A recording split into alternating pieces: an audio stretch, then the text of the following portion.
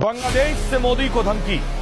दरअसल बांग्लादेश के साथ पाकिस्तान खड़ा हो गया है और पाकिस्तान से लोग ये धमकी दे रहे हैं कि पाकिस्तान की सेना बांग्लादेश जाकर बांग्लादेश के लिए लड़ेगी और जरूरत होगी तो पाकिस्तान अपने परमाणु बम भी बांग्लादेश को दे देगा।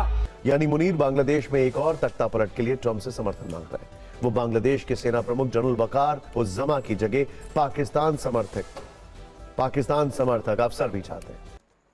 भारत के खिलाफ बांग्लादेश के ब्रेन वॉश का प्लान एक्टिव किया है। इसके लिए पाकिस्तान के डेप्यूटी पीएम इशाक डार को दूत बनाकर बांग्लादेश भेजा गया है। मुनीर के इस इच्छाधारी एजेंडे के पीछे ट्रंप की चापलूसी वाले टॉनिक की ताकत है।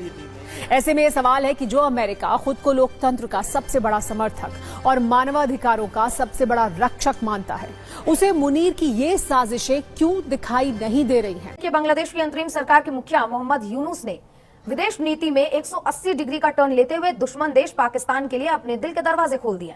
पाकिस्तान के विदेश मंत्री इशाक डार ढाका के दौरे पर हैं, जो 13 साल बाद बांग्लादेश में पाकिस्तान के सर्वोच्च स्तर के मेहमान होंगे। इशाक डार की इस यात्रा का खास उद्देश्य 1971 के मुक्ति संग्राम की कड़वी यादों के बाद से दोनों देशों के तनावपूर्ण संबंधों को सुधारना है, लेकिन ये यात्रा 13 साल बाद हो रही है। इशाक डार बांग्लादेश के कट्टरपंथियों से भी मुलाकात। अस्सलामुअलैकुम नाज़रीन, मज़ीद वीडियो को सेकंड के बाद आपके साथ शेयर करते हैं। भारतीय मीडिया एक बार फिर बौखलाहट का शिकार है, लेकिन इस बार मामला बांग्लादेश का है। पाकिस्तान के वज़ीर ख़ारजा इसहाक डार का दौरा ढाका, वहां पर मुख्तलिफ सियासी और मजहबी जमातों के रहनुमाओं से मुलाकातें। भारत का मीडिया भी ये दावा कर रहा है कि मौजूदा बांग्लादेशी आर्मी चीफ, चूँकि पाकिस्तान मुखालिफ है, इस वजह से जनरल असम मुनीर उसे हटाकर अपनी मर्जी का बंदा आगे लाने वाला है। जो पाकिस्तान ने कहा था कि इस बार हम मशरक से शुरू करेंगे, वो बांग्लादेश से पाकिस्तान हम पर हमला करने का सोच रहा है। तो सबसे बड़ा जो प्रोपेगेंडा भारतीय मीडिया चला रहा है वो ये है कि पाकिस्तान बांग्लादेश को दोबारा पाकिस्तान के साथ मिलाने वाला है। असल में अगर देखा जाए तो पाकिस्तान और बांग्लादेश के अगर एक दूसरे के साथ मामला तय पा जाते हैं और रिश्ते मजबूत हो जाते हैं तो ये इस खित्ते के लिए अमन व अमान की सूरत हाल के लिए बेहतरीन होगा।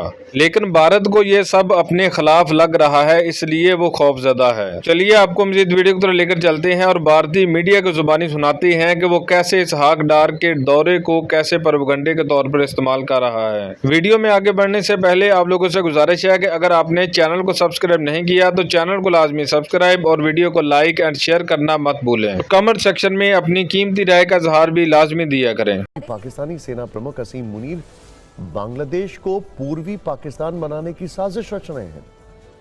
हाल में अपने अमेरिका दौरे पर उन्होंने यह प्रस्ताव ट्रंप के सामने रखा। अमेरिका को बांग्लादेश के बदले डील ऑफर की गई। सवाल है कि क्या मुनीर के लिए यह इतना आसान है? अमेरिकी मदद मिल गई तो भी क्या बांग्लादेश की जनता इसके लिए तैयार हो जाएगी? बांग्लादेश को पूर्वी पाकिस्तान बनाने की राह में बड़े कांटे हैं और मुनीर ये सब जानते हैं, इसीलिए काम सीक्रेट तरीके से स्टेप बाय स्टेप किया जाएगा। मुनीर का यही खुफिया प्रोजेक्ट हम डिकोड करने वाले हैं। हम आपको यह भी बताएंगे कि भारत के लिए यह रिपोर्ट कितनी चिंताजनक है। देखिए, पिछले साल 5 अगस्त को तख्ता पलट के बाद से बांग्लादेश कई देशों पर जूझ रहा है। मोहम्मद यूनुस की अंतरिम सरकार हर फ्रंट पर विफल साबित हुई है।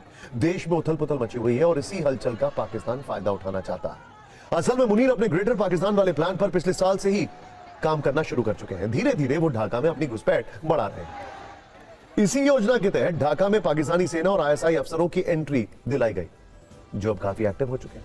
यूनुस की अंतरिम सरकार में पाकिस्तान के साथ बांग्लादेश आ रहा है, जिस पर शेख हसीना के कार्यकाल में काफी सख्ती थी। पिछले साल सितंबर और दिसंबर यानी 2 बार यूनुस पाकिस्तान के पीएम शहबाज शरीफ से मिल चुके हैं। भारत विरोध का एजेंडा चलाने वाले लेफ्टिनेंट जनरल फैजुर रहमान को बांग्लादेश की सेना में मजबूत बनाया गया। जेल में बंद खूंखार आतंकवादियों को रिहा किया गया, जिनमें अंसार उल्लाह बंगला टीम के प्रमुख जशीमुद्दीन रहमानी भी शामिल हैं।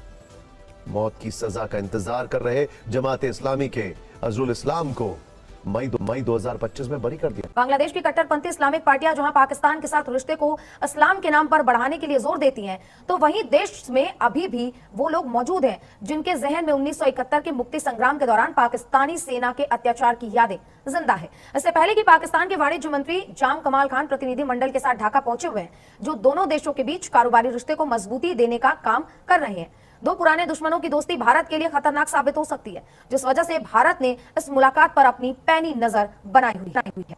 ये वही अजरुल इस्लाम है जिसने बांग्लादेश की स्वतंत्रता का विरोध किया था और युद्ध के दौरान पाकिस्तानी सेना के साथ हाथ मिलाया था। बांग्लादेश के कट्टरपंथी नेता संविधान की जगह शरिया लागू करने का वादा कर रहे हैं। यानी बांग्लादेश में हर वो काम हो रहा है जो पाकिस्तान को एज देने वाला है। यूनुस सरकार में पाकिस्तानी समर्थक मजबूत हो रहे हैं। यही आगे चलकर मुनीर के ग्रेटर पाकिस्तान का ख्वाब पूरा करने में मदद करेंगे। आईएसआई की साजिश यह है कि बांग्लादेश को आतंकवाद, नशीले पदार्थों की तस्करी और भारत विरोधी अभियानों का एपिसेंटर बनाया जाए। इससे वहां स्थिरता बढ़ती जाएगी और फिर पाकिस्तान ढाका को अपने रिमोट से कंट्रोल करेगा। इंटरेस्टिंग बात क्या है, बांग्लादेश को समझ में आ गया है कि पाकिस्तान को समझ में आ गया है कि उसके सारे पैतरे फेल कर गए। बॉर्डर की साइड से कश्मीर पर भी वो कामयाबी नहीं हासिल कर पा रहा है और इस तरफ की बात करें तो पंजाब तो पूरी तरीके से उसके लिए लॉक्ड है। तो वो भारत के ईस्टर्न फ्रंट की ओर देख रहा है और इसीलिए बांग्लादेश उसके टारगेट पर है। सूत्र बताते हैं कि आईएसआई का दूसरा टास्क गुरिल्ला सेना तैयार करना है, जिसके लिए वहां हथियारों की सप्लाई खोल दी गई है। मुनीर अपनी इन साजिशों में अब तक कामयाब रहे। दरअसल ट्रंप की आंखों पर खुदगर्जी की पट्टी बंधी है। उन्हें आजकल नोबेल के अलावा कुछ दिखाई नहीं देता है।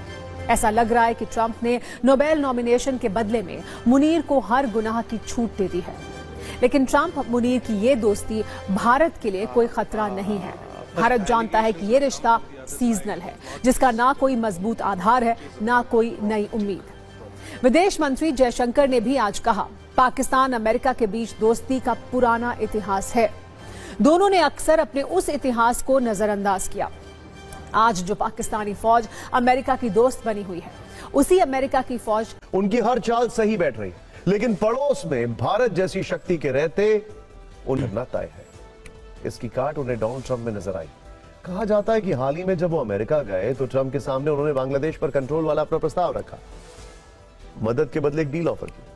मुनीर ने बलूचिस्तान और खैबर पख्तूनवा में तेल की खोज के बदले ट्रंप से बांग्लादेश मांगा, जो इस्लामाबाद के अप्रत्यक्ष नियंत्रण में।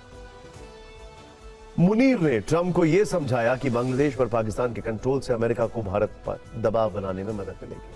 मुनीर ने एक और फायदा गिनाया। उन्होंने ट्रंप से कहा कि ऐसा होने से अमेरिका हिंद प्रशांत क्षेत्र में चीन के बढ़ते प्रभाव को भी कम कर सकता है। यानी मुनीर बांग्लादेश में एक और तख्ता पलट के लिए ट्रंप से समर्थन मांग रहे हैं। वो बांग्लादेश के सेना प्रमुख जनरल वकार उज़्ज़मा की जगह पाकिस्तान समर्थक अफसर भी। कहा जा रहा है कि इसके लिए मुनीर अमेरिकी डीप स्टेट और CIA के प्रतिनिधियों से भी मुलाकात कर चुके हैं। जाहिर तौर पर मुनीर की साजिश भारत के लिए खतरे की घंटी है। इसमें बांग्लादेश का भी बहुत ज्यादा नुकसान है। वहां कई पीढ़ियां बर्बाद हो जाएंगी। अगर पाकिस्तान ने पूर्वी हिस्से पर अपना प्रभाव बहाल कर लिया तो इससे भारत का बड़ा हिस्सा अस्थिर हो सकता है। हालांकि विदेश मामलों के जानकार मानते हैं कि दोनों देशों का वैचारिक मिलन संभव नहीं। पाकिस्तान से आजादी पाने के लिए बांग्लादेश ने लंबा संघर्ष किया था और हजारों लोगों की कुर्बानी दी थी। 93,000 पाकिस्तानी सैनिकों के सरेंडर के साथ 16 दिसंबर 1971 को यह अलग मुल्क बना।